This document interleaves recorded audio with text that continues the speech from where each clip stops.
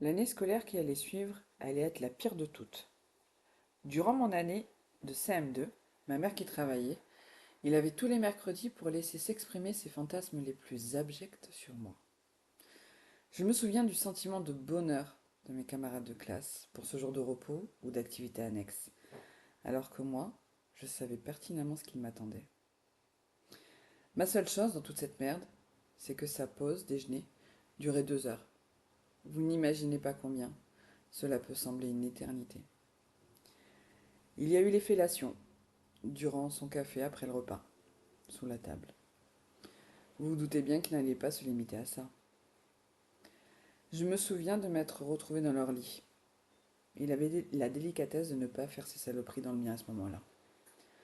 Ses mains, qui parcouraient mon corps et qui se tardaient sur mon entrejambe, ses doigts qui me pénètrent, et lui qui me regarde, cherchant je ne sais quelle once de plaisir que cela aurait pu me provoquer.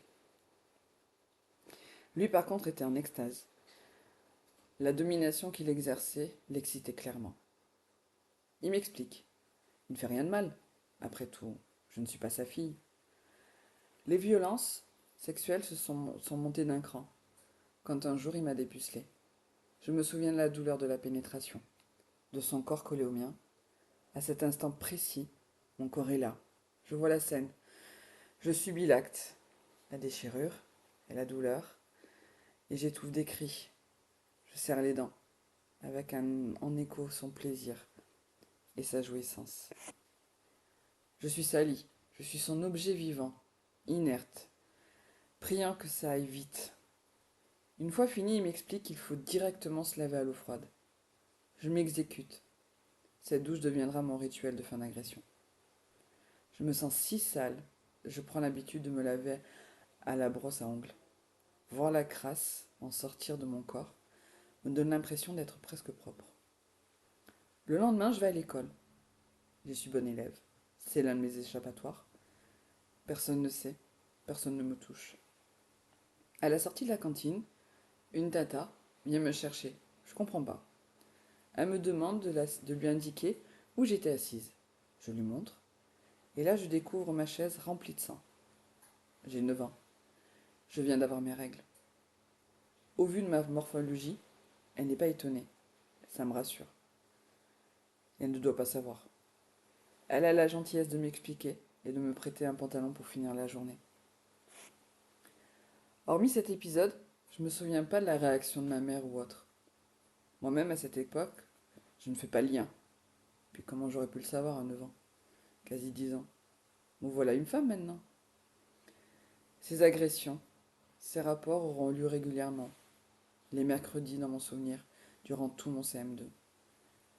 Toujours le même rituel, le repas, la chambre, la douche froide. Le petit était chez la nourrice, ma sœur qui l'envoyait à la sieste après le repas.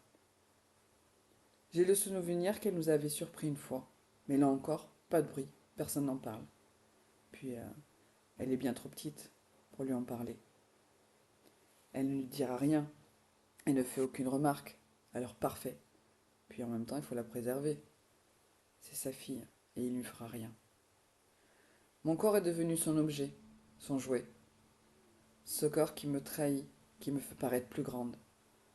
Je vois les photos de classe, moi une tête de plus que les autres, la poitrine en train de se former, alors que je suis qu'en CM2. Ce corps maltraité par lui, par ses agressions, et mes parents, par son apparence. Par instinct de survie, ce corps tente de se protéger des autres.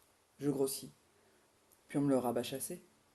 Les jolies filles sont minces, alors je serai ronde. Même si à l'école on me met à côté du beau gosse agitateur officiel de la classe. Je l'aide dans ses devoirs. Il est gentil, il est drôle. Oui, il est mignon. Je n'ai aucune chance. Je suis la grosse de service. Alors je serai l'intello sympa de service également. Dans ce chaos ambiant, mon corps tente à sa manière de se prémunir de futures agressions. Et mon cerveau compartimente. À l'école, je suis Séverine. J'aime apprendre. Et j'ai compris que cela me permettrait d'être libre plus tard. Je suis sociale. J'ai des copains, des copines, mais pas plus. À la maison, j'ai un surnom. Ça aide à dissocier. l'interne à l'externe. Je n'ai pas vraiment d'amis à la résidence, car même si elle est entourée de pinettes sécurisées, je ne sors que pour surveiller les petits. Et les week-ends, on part en balade en forêt ou autre. Nous sommes souvent qu'entre nous. Quoi qu'il en soit, je n'exprime pas vraiment les émotions dans ce monde réel. Pour cela, j'ai mon sas de décompression, qui est mon monde imaginaire, et les fictions, films en tout genre. Dans les tâches quotidiennes, vaisselle, ménage ou autre, je parle aux choses. Je m'invente beaucoup d'histoires à voix haute. Après réflexion, je pense que cela m'a réellement sauvé. Lors, pendant des années primaires, je n'ai pas beaucoup d'amis. Alors j'ai mes poupées. Je me souviens d'avoir des remontrances et des reproches, parce que je suis trop dans ma bulle, et que mon beau-père, pour lui, ce n'est pas bien du tout. Sauf que je peux pas m'en empêcher. Puis je comprends pas. Quel mal il y a à ça? Quand je m'occupe de la vaisselle du soir, eh bien je me parle. Je me fais des films, des dialogues remplis d'histoires, d'aventures. D'ailleurs, même si j'ai arrêté bien plus tard mes films d'imaginaire, je continue à commenter tout ce que je fais. Bah écoutez, se parler est une preuve de génie, paraît-il. Alors je continue. L'année scolaire passe, arrivent les vacances d'été. Je vais un mois chez mon père, ou plutôt chez ma grand-mère Louise. Même si nous étions rentrés en métropole, je ne le voyais qu'une fois par an.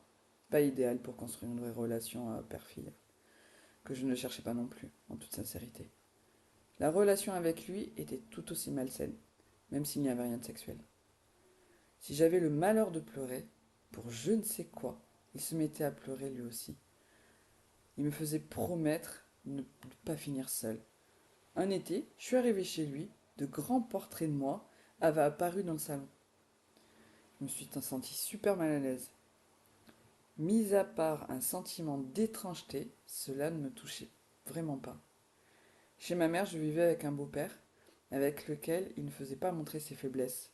Et à l'autre, le connard, selon ma mère, qui me pleure dans les bras. Niveau adulte complexe, étrange et manipulateur, j'étais cerné. Je dois à mon père mon côté fille unique et capricieuse. C'est vrai, faut bien lui reconnaître ça.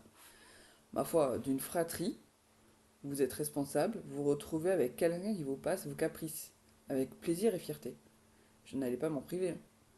Le premier aspect, c'est que cela m'a appris que si tu veux quelque chose, ben, il faut tout faire pour l'avoir. Le second, c'est que personne ne m'achètera. Mon père pensait qu'en m'offrant des choses, il pouvait acheter mon amour. Eh bien raté. Concernant les agressions sexuelles perpétrées de la part de mon beau-père, je ne me sentais pas à l'aise pour lui en parler, ou même en confiance pour en parler à mon père. Il me paraissait trop faible. Surtout que lors de cet été, il avait pris rendez-vous avec une voyante. Celle-ci était étrange. Disons qu'accepter de faire une voyance à une enfant de 10 ans sans qu'elle l'ait souhaité, c'est déjà très limite, mais surtout qu'elle m'avait annoncé la mort imminente de ma grand-mère maternelle dans les mois qui suivront. Je suis sortie de cette consultation perturbée, je n'y comprenais rien. J'avais l'impression d'avoir signé l'arrêt de mort de ma grand-mère.